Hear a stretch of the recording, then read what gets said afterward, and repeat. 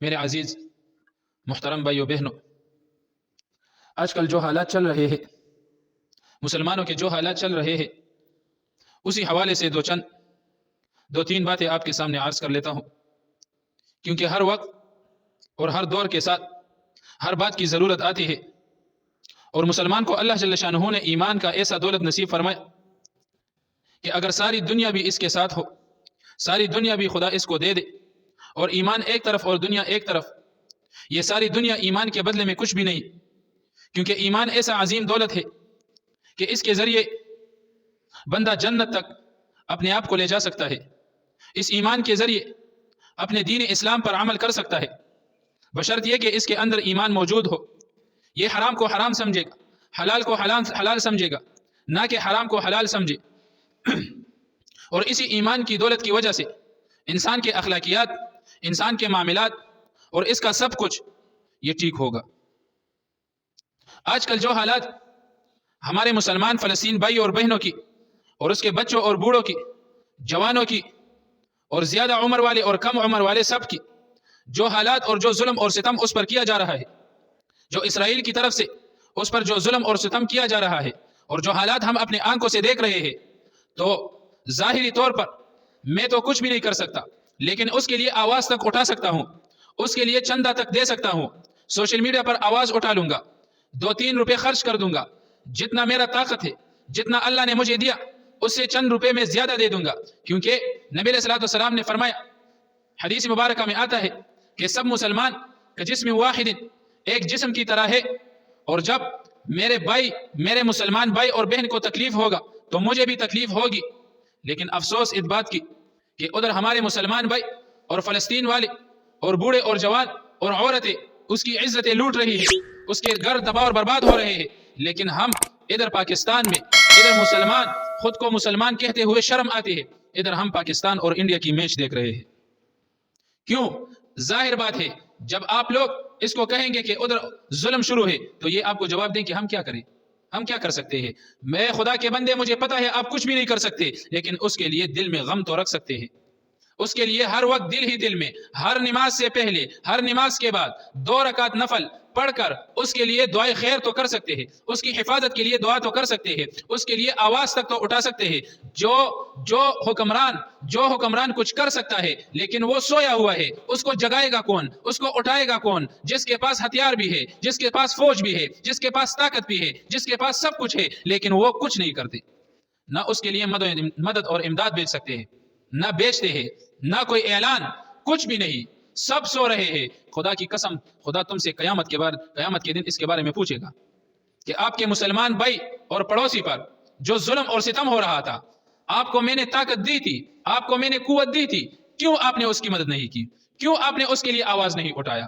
خدا تعالیٰ صرف نیتوں کو دیکھتا ہے۔ میرے مسلمان بھائیو بہنوں، مجھے پتا ہے، مجھے خود اپنے آپ کا پتا ہے، ہم کچھ بھی نہیں کر سکتے، ہم ادھر جا بھی نہیں سکتے، ہم اپنا گھر بار بھی نہیں چھوڑ سکتے، ہم اس کے لیے کچھ بھی نہیں کر سکتے، لیکن خدا تعالیٰ نیتوں کو دیکھتا ہے، کم از کم اس کے لیے دعائیں تو ہر وقت کر سکتے ہیں، اس کی شہداؤں کے لیے، اس کے گھر والوں کے لیے، جس کی بیوی مر گئی، جس کے ماں باپ مر گئے، جس کا سارا گھر وہ تباہ اور برباد ہو گیا، وہ زمین میں دھنس گیا، زمین کے ساتھ ایک طرح ہموار ہو گیا، اس کا گھر، سب کچھ اس کا مٹ گیا، کم از کم اس کے لیے دعا تو کر سکتے ہیں کہ اے اللہ اس کو صبر دے، اس کو صبر کی توفیق دے، اور اس تکلیف کا اجر اس کو دگنا دے دے، اس دنیا میں بھی اور آخرت میں بھی۔ لیکن نہیں، خدا کی قسم، وہ بیت المقدس وہ رو رہا ہے، وہ چیخ رہا ہے۔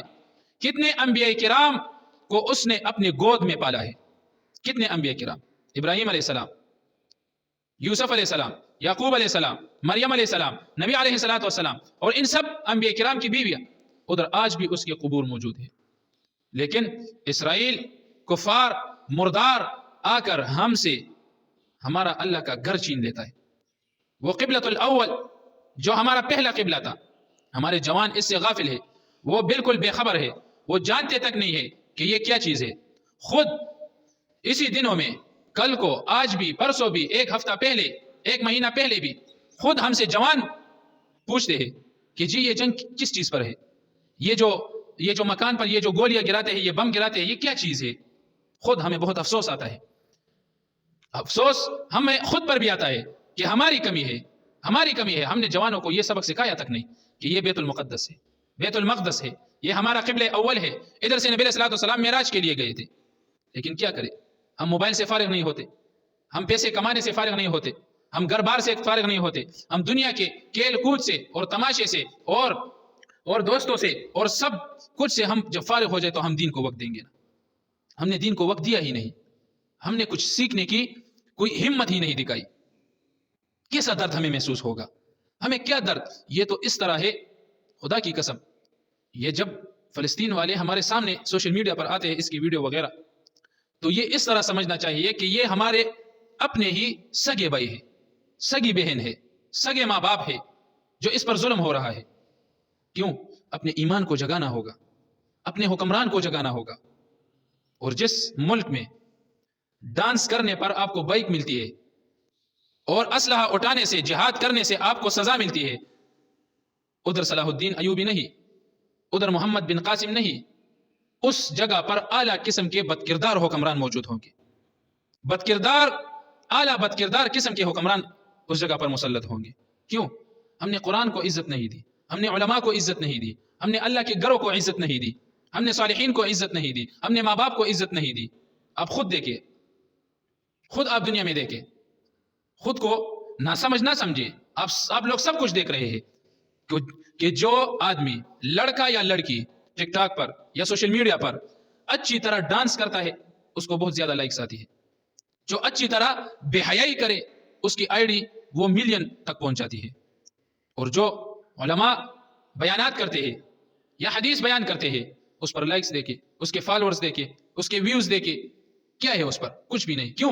ہم نے اپنے دین کو خود گرایا ہے. فرسٹ تو میری یہ چیز ہوگی کہ میرے سامنے میری دین آ گئی، دنیا کو چھوڑو، باڑ میں گئی دنیا. پہلے میں اپنے دین کو سیکھوں گا، میں خود جاؤں گا مسجد، اپنے امام صاحب کو کہوں گا کہ جی مجھے یہ چیز سکھائی، مجھے وہ چیز سکھائی، یہ سکھائی، وہ سکھائی، فلاں چیز سکھائی. سب کچھ سیکھنا پڑے گا. کیوں؟ ہمارے ایمان سوئے ہوئے ہیں، ہمیں خود کو جگانا ہوگا، ہمیں خود میں جذبہ لانا ہوگا. اسی طرح آپ پھر دوسرے مسلمان بھائی پر ظلم ہوگا تو آپ کو درد محسوس ہوگا. کیوں؟ ہمیں درد بالکل محسوس نہیں ہوتا. ہم خود اپنے نشے میں، اپنے لہو لعب میں، اپنے عیش و عشرت میں ڈوبے ہوئے ہیں. ہم غافل ہیں اس جنگ سے، اس مسجد سے، قرآن سے، علماء سے، مدارس سے، صالحین سے، اپنے ماں باپ سے. ہمارے جوان جو طبقہ ہے، جو خود کو جوان کہتے ہیں، اس کا ڈپریشن دیکھے، اس کا ٹینشن دیکھے. اس کے موبائل میں پیکج ختم ہو جائے تو رات کے 12 اور 1 بجے بھی کال کریں گے کہ مجھے پیکج کرا دو. کیوں؟ میری ایم بی ختم ہو گئی، اب مجھے نیند نہیں آ رہی. ہمارے جوان پب جی اور فری فائر گیم سے فارغ نہیں ہوتے. پھر یہ قرآن کو کیا وقت دے گا؟ پھر یہ بیت المقدس کو کیا پہچانے گا؟ کیا پہچانیں گے یہ بیت المقدس کو؟ کیسا درد اس کے سینے میں اس مسلمان بھائی کے لیے پیدا ہوگی جس پر تکلیف گزر رہی ہے؟ کیا ہوگا؟ تو ہم اس کیمرے کے ذریعے اپنے حکمران کو یہ اعلان کرتے ہیں کہ خود کو جگاؤ، اپنے ایمان کو جگاؤ. خدا کی قسم تم خدا کو کیا جواب دو گے؟ ہر بندہ یہ نہ سوچے کہ میں کچھ نہیں کر سکتا، جو کچھ اس سے ہو سکتا ہے وہ کر دو، وہ کر دو. کیوں؟ ابھی قریبی جو سیلاب آیا تھا، اس سے پہلے 2020-2021 میں جو سیلاب آیا تھا، تو اس میں میں بھی دیکھ رہا تھا کہ میں تو یہ نہیں کر سکتا کہ اس سیلاب زدگان کو لے آ کر اپنے گھر میں اس کو جگہ دی. نہیں، جگہ جگہ اس کے لیے پیسے اکٹھا کرتے تھے لوگ، خوراک اکٹھا کرتے تھے، بستر وغیرہ، چارپائی وغیرہ. تو جو توفیق آپ کو اللہ نے دی تھی بس وہ ہم نے کرا دی، پیسے دیے اور سامان زندگی وغیرہ جو کچھ بھی ہم سے ہوتا تھا. کیوں؟ اب مجھے پتا ہے کہ میں اس کے ساتھ اور کچھ تو نہیں کر سکتا، خدا نے مجھے اتنا توفیق، اتنا طاقت نہیں دیا، لیکن یہ جو چند تھوڑا سا توفیق دیا ہے اس میں تو میں بھرپور حصہ لوں گا. تو اسی طرح مسلمان بھائی پر تکلیف ہے تو مجھے پتا ہے آپ لوگ کچھ بھی نہیں کر سکتے. اگر کر سکتے ہیں تو وہ ہمارے حکمران کر سکتے ہیں. اس کے پاس قوت اور طاقت ہے، اس کے پاس اسلحہ ہے، اس کے پاس فوج ہے، اس کے پاس سب کچھ ہے. لیکن اس کی ایمان جو سوئی ہوئی ہے اس کو کون جگائے گا؟ اس کو غیرت کہاں آئے گی؟ خود میں غیرت لانا ہوگا، خود میں جذبہ اور ایمان لانا ہوگا، اپنے ایمان کو جگانا ہوگا.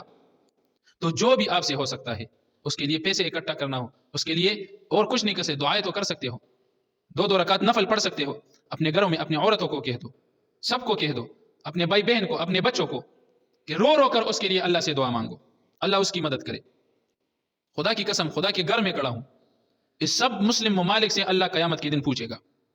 کہ تمہارے مسلمان بھائیوں پر ظلم ہو رہا تھا، میں نے تم کو قوت اور طاقت دی تھی، کیوں آپ نے اس کی مدد نہیں کی؟ چند پیسوں کے لیے، غلامی کی وجہ سے، اپنے مال کے ضائع ہونے کی وجہ سے، اپنے مال کے بڑھانے کے لیے آپ نے پیسے لی۔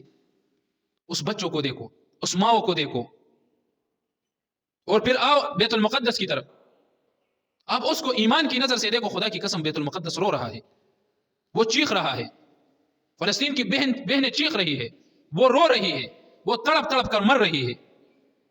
اس کی تکلیف کو اپنا تکلیف سمجھنا ہوگا، پھر ہم کامیاب ہوں گے۔ چھوڑو اس دنیا کو، چھوڑو اس سوشل میڈیا کو، چھوڑو ان سب لہو لعب کو، آؤ اپنے ایمان کو جگاؤ، اپنے اسلام کو اوپر کرو، اپنے اسلام کو فالو کرو، اپنے دین اسلام پر پوری طرح عمل کرو۔ اس وجہ سے ہم اوپر جاتے تک نہیں ہیں، اس وجہ سے ہم کامیاب نہیں ہوتے۔ یہ سب کچھ اپنے اندر لانا ہوگا، پھر ہماری کامیابی بھی ہوگی، پھر ہمیں منزل بھی ملے گا، پھر ہمیں سب کچھ ملے گا، اور اللہ جل شانہ مسلمان کو دنیا میں اس طرح کامیاب اور کامران اور روشن کرے گا کہ کفار کی ہمت تک نہیں ہوگی، اس کی سوچ میں بھی نہیں آئے گا کہ مسلمان کے ساتھ ایسا کرنا ہے۔ دیکھو ہمارے قرآن کے ساتھ کیا کیا بے حرمتی ہوتی ہے، ہمارے پیغمبر پر کس طرح مذاق، کس طرح کارٹون وغیرہ یہ سب یہود یہ بناتے ہیں۔ کیا اس کو پتہ ہے کہ مسلمان مر چکا ہے، اس کی ضمیر مر چکی ہے، اس کی غیرت مر چکی ہے، اس کی ایمان ختم ہو چکی ہے۔ ہم نے اس پر اتنا محنت کیا، اس کو اتنا سامان زندگی دیا، اتنا سب کچھ مہیا کیا کہ اس وجہ سے اس کی ایمان مر چکی ہے، اس کی غیرت مر چکی ہے۔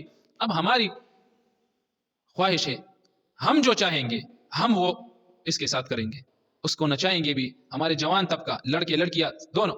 اب دیکھو ناچنے گانے، فلم، بے حیائی، بے شرمی، بے غیرتی، ماں باپ کے ساتھ بد اخلاقی، بڑوں کے ساتھ ادب کچھ بھی نہیں، اخلاق اس کے نیچے درجے تک، اور اس کے اخلاق بدترین ہے 100 درجے تک، اس کے ساتھ کوئی باتیں بھی نہیں کر سکتا۔ کیوں آپ نہیں مانتے تو خود جائے، اسکول میں جائے، وہاں اس جگہوں پر جائے جہاں جوان موجود ہو، اس کے رویوں کو دیکھو۔